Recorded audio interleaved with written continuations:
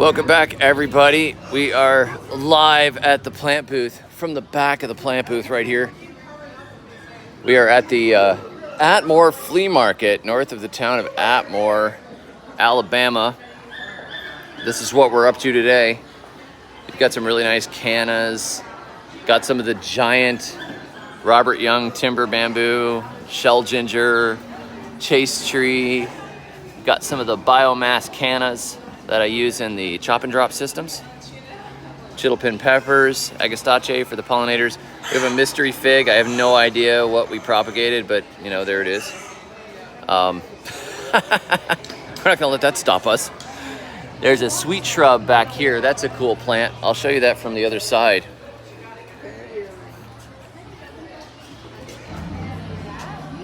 This is sweet shrub. This is a native southeastern plant that has a really nice aroma. It's actually incredible. It smells like kind of like a rich banana rum punch.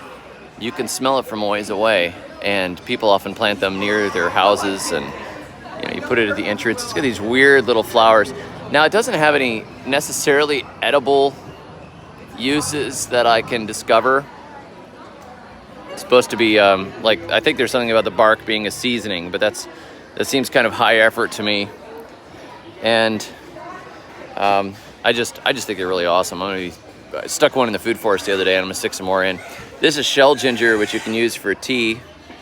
It's interesting how a lot of the stuff that you see sold as ornamentals actually has, they have value beyond just being an ornamental. This one's really nice for tea. It's good for seasoning. You can put it into broths and soups and that sort of thing. We do have Jerusalem artichokes and tobacco this morning. I'm sold out on coffee. I've got some comfrey here, don't tell anybody. Culinary ginger. This is a goji berry. Can you tell that I haven't sprayed anything? That's funny. It got like tiny little holes in it. The nursery with the holes in the leaves. Come see us. This is pineapple guava. This is another one. People often grow it as an ornamental because it has these beautiful silvery leaves underneath, dark glossy leaves on top and silver underneath, and then this nice like reddish brown bark. But it makes an edible fruit, so it's one of those ones you just tuck into your landscaping and you forget about for some years, and then you turn around and eat it when you actually see it blooming. It's a little slow to grow. I think it's worth growing. I've planted a couple, but it's not nearly as fast as growing tropical guava. But we can't grow tropical guava here. This is much more cold hardy through zone 8. Got some elderberry. I like elderberries. Really easy to grow. Plant them in a somewhat moist location. Of course, they've got medicinal uses. More chase tree here. And then I've got some of the milkweed. This is the tropical milkweed. When I said I was growing tropical milkweed, some people were like, why would you grow the tropical milkweed? Apparently there's some huge debate in the monarch community. They're like, no, the tropical milkweed, blah, blah, blah, blah, blah. But I did a bunch of research on it. Man, the pollinators and everything come to this like you would not believe. Hey, Sean, nice to see you. But that tropical milkweed, it brings in the pollinators, it brings in assassin bugs. Got somebody's car going off down there. This is the rest of the flea market here. They're doing a livestock swap today. Got all kinds of pigs and chickens and other things going on. This is an echinacea with white blooms.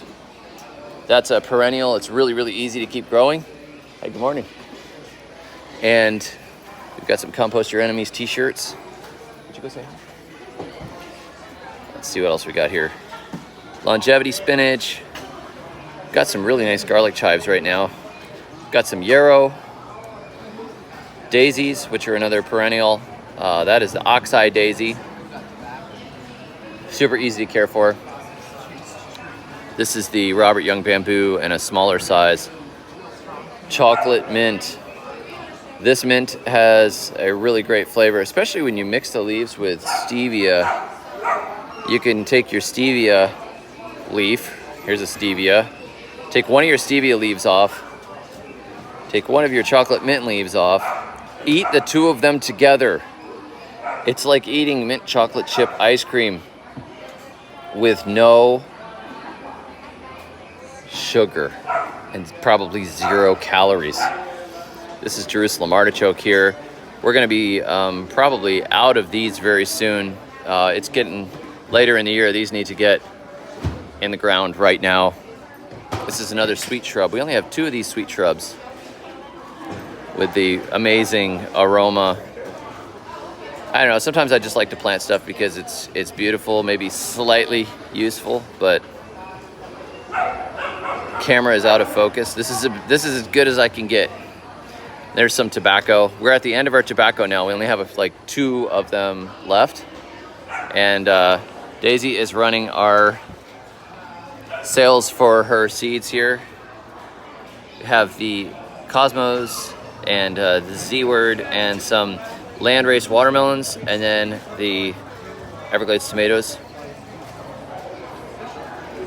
Compost Your Enemies stickers. And check this out. These are the landrace watermelons, and this is one of the melons that was grown from these landrace watermelon mixes. This is one of Ezekiel's actual, honest to goodness watermelons. I do not have tree collards. I have not had good luck growing them in the humid south. It's not been very good for us. We have some of the Live, Laugh, Compost Your Enemies shirts now in earth tones. It's so cheerful. It's so sweet. Live, laugh, compost your enemies. The problem with the Everglades tomatoes is that they have delayed germination. They're still about a half wild variety, so you got to watch it. Sometimes we've planted them, and then it'll take 2 months or 3 months before they come up. They often come up when you don't expect it. One person wrote and said she had planted Everglades tomatoes and they did not come up until the 2nd year. Sometimes they come up directly. Sometimes they take their sweet time. So you got to remember they're more like a wild tomato, and there sometimes is some of that dormancy period left in them where they can be a little bit of a, I don't know, late bloomer, I guess. Hey, good work, Corey. 100-foot rows, awesome. These are a few chittle-pins. These are the ones that weren't as pretty, so they got stuck in the back here. These are probably the ones I'm going to give away to kids. We have grown tomatillos, but I haven't grown any perennial varieties. All right, so I am going to call this stream so I can say hi to people. And, oh, one more thing to show you. Musa Bazchu, the Japanese fiber banana. This is a cold hardy variety of banana. It's amazing. Super fast biomass production, good for chop and drop, good to feed to pigs, but does not make an edible banana. But you can take the entire plant, feed it to pigs, feed it to cows and other animals. But you can make a lot of compost out of these things, and they're way more cold hardy. They'll make a great big tropical clump. So if you want to grow bananas and you're in, say, zone 7 or zone 6, this is the banana that you grow right here. That is the Japanese fiber banana, Musa Bazchu. We have a few of them in stock. It's pretty rare. It's kind of hard to get them. So I've been growing ours up, and I have a few that I could split off and propagate this year. So that's what we got right now. Thank you all for joining us. I will catch you next time. And until then, may your thumbs always be green. And hey, if you're within an hour or two, come over and see us. Compost your enemies.